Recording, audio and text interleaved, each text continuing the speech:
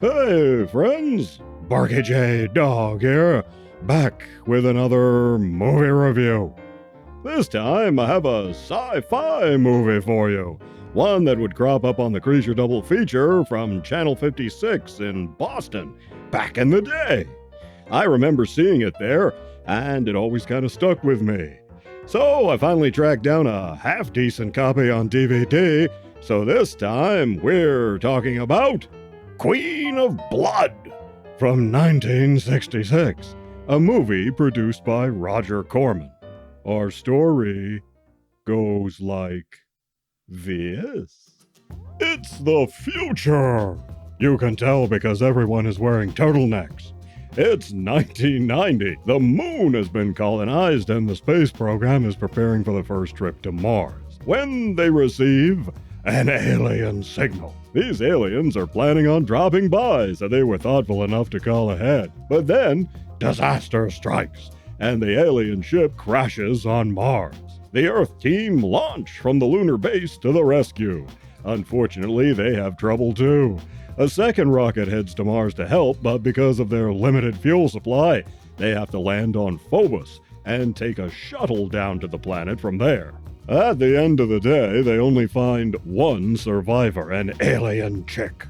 Now, it turns out this chick is not what she seems, and neither are these aliens. On the flight back, the crew is in trouble when this chick outs herself as a green vampira. They have to hold out until they can get this alien back to Earth. But can they make it before she puts the chomp on them? Now, some reckon Queen of Blood inspired the 1979 film Alien. But I see far more connective tissue in The Man Trap, a famous episode of Star Trek where a vampire alien with hypnotic powers attacks crewmen to death. And there's an episode in the second season of Buck Rogers that has a similar vampire. Anyway, not only is this alien chick a vampire, the whole movie itself is a vampire too. All of the special effects were basically stolen from two Ruski sci-fi films, Battle Beyond the Sun and A Dream Come True. So these were ripped off from the Ruskis. But hey, I'm not complaining. In the first place, they deserve it for being against America during the Cold War. And in the second place, the incorporation of these effect shots helped ensure the legacy of the Russian filmmakers, since Westerners got really curious about their films and wanted to see them. So instead of them and their work being forgotten, you can see the original movies today and get them on DVD from Amazon. The sets here blend in fairly well with the footage from the Ruski movies, and while the sets are really cheap, they just seem to work.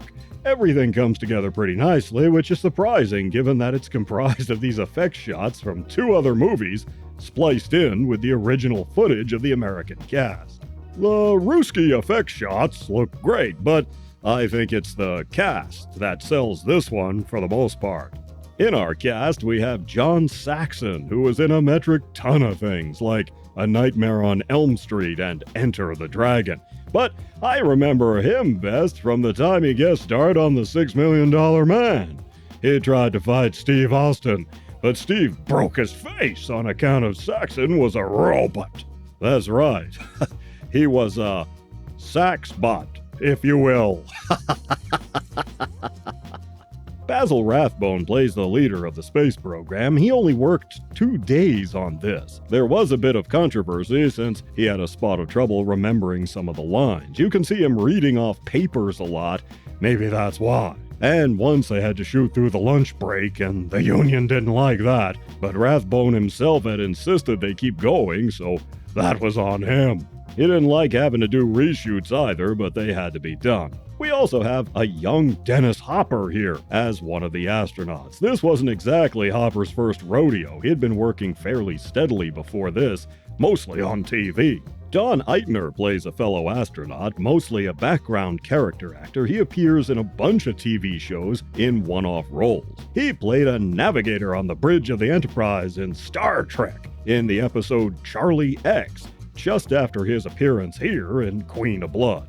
He gets way more lines here. Love interest Laura was played by Judy Meredith, a reliable TV actress who did an occasional film. A former figure skater with the Ice Follies, a series of accidents and health problems ended her skating career. She started acting after being discovered by none other than George Burns.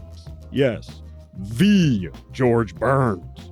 She dated Bobby Darin and Frank Sinatra. Not at the same time, though. The chairman wouldn't have put up with that. Not John Lithgow here. Commander Brockman was played by Richard Boone, another character actor who had a lot of uncredited roles in movies and on TV. The legend himself, Forrest J. Ackerman, cameos at the very end. And finally, Florence Marley plays the alien queen. Director Curtis Harrington fought for her to get this role. Roger Corman wanted a younger chick, but Harrington knew Marley had the right look and experience to pull this off, and he was absolutely right. She's just kind of exotic, kind of unusual. The way her lips twitch, the way she carries herself. She just brought something to it. This alien is wonderfully realized, all without dialogue. She never utters a word, and she is incredibly memorable. In fact, the novelization for Queen of Blood has a painting of Marley's alien on the cover, and she's totally nude. No idea what Marley thought of that, though. The way they made her eyes light up here is really cool, too. And that came from another vampire movie, the famous one starring Bela Lugosi as Dracula. Only they got the lights in the right position on this one, and they didn't always manage that on Dracula, which has always annoyed me. His lights are supposed to be over his eyes. Harrington also directed Voyage to a Prehistoric Planet, another low-budget movie that incorporated effect shots wholesale from Roski sci-fi films. He also directed Devil Dog, the Hound from Hell, a real classic 70s schlocker. On top of that, fans have Harrington to thank for lighting a fire under Universal's backside to get them to track down a print of James Whale's 1932 spooker, The Old Dark House, which had previously been considered lost. Anyway, Queen of Blood is a memorable sci-fi picture, and it mostly just works, even today. Yeah, it was made on the super cheap, it rips off other movies, it's no 2001, that's for sure. And yet, there's just something about this one. The cast saves the day. Saxon, Hopper, Meredith, and the unusual and enigmatic alien queen played by Marley put this one over the top. So I'm giving Queen of Blood 2.5 paws up. This is well worth a watch from Marley's performance as the alien, if nothing else. You take care of yourselves, and I'll see you in the next one.